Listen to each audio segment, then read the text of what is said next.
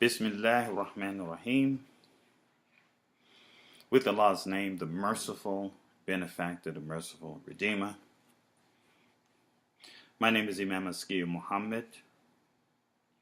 I was born and raised in what we call the Nation of Islam under the leadership of the Honorable Elijah Muhammad. And then in the association with Imam Warithuddin Muhammad for 33 years of his life. I'm a serious student of Imam W.D. Muhammad. I'm an adjunct professor in Islamic studies at New York Theological Seminary. And I'm a serious student of Quranic Arabic. And I have dedicated my life to building the Ummah here in the United States of America, establishing Allah's deen in every aspect of our lives. And so I'm grateful and thankful to be able to address this listening audience. Reading is a process through which one receives knowledge. Knowledge that was historically denied the common person. The elites, the so-called enlightened ones, hoarded knowledge and kept knowledge for themselves. And we could see this from looking at the Pharaoh in ancient Egypt. He accumulated great knowledge, and him and his hosts were considered the enlightened ones, the illumined ones, the elite. And if you look at this word elite, you see L-I-T. Light. They possessed the knowledge and used that knowledge to dominate human society and dominate the masses of the people. And it is Allah's intent that the people come into knowledge and receive that knowledge that was denied them for the development and the prosperity of the human community. So Al-Fatihah is an opening to the knowledge of the ages for the building of the human community. In ancient times, the emperors and cruel taskmasters established human society. And they designed human society so that they could exploit and oppress the common person. The people were assigned hard tasks,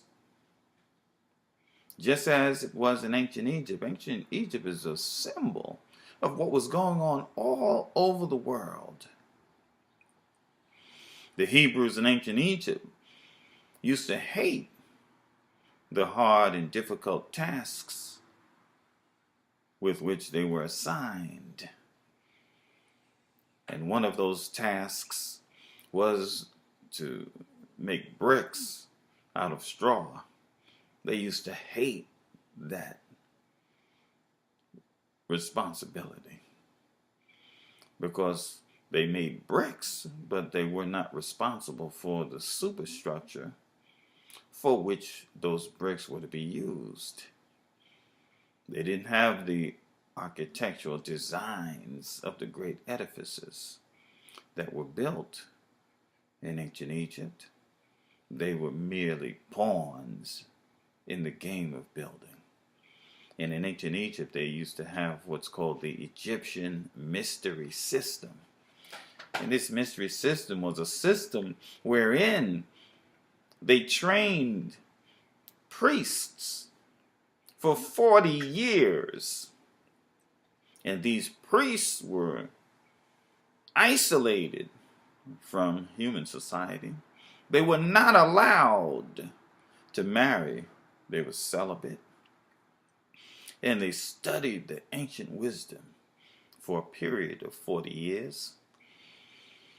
And they controlled very tightly the flow of knowledge, wisdom, and understanding coming to the people.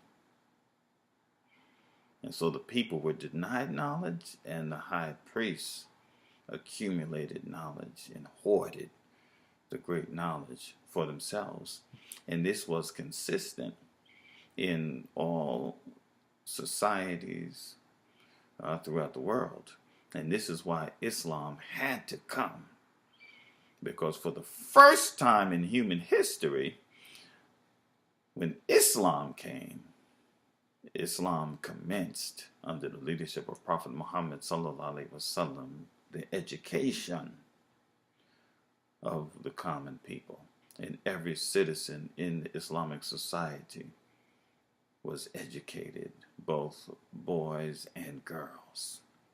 So before the Quran came, there was tyranny, there was oppression, there was exploitation. And the people were not allowed to shape the society in which they lived. They were not allowed to design the ways and means to live freely and justly and equally among one another. The oppressors, the imperialists, the tyrants shaped the social order for their own self-empowerment and self-aggrandizement. Therefore, Allah intended to raise the common person so that the common person can fashion and design their own communities in accordance with divine laws and principles, with the help of Allah and the guidance that Allah has brought to humanity in the 7th century through Prophet Muhammad sallallahu alaihi wasallam, the Quran. So Al-Fatihah is an opening to the knowledge of the ages, for which we will use for the building and shaping and fashioning of our own community, thus living in freedom, justice, and equality. So let's look at the Al-Fatihah. It consists of 7 oft-repeated ayat. Sab'a mathani. As-sab'a mathani. The 7 oft-repeated verses. And as you know, dear believers and dear people, in every salat, the Al-Fatihah is recited. And the Al-Fatihah, as well as other verses of the Quran, are recited in the standing position only, the position of Qiyam.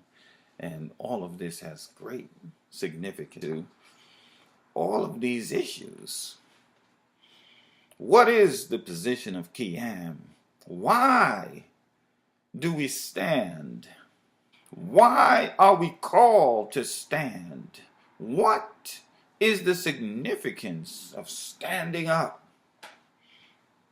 as we perform salat, the first pillar or the first principle?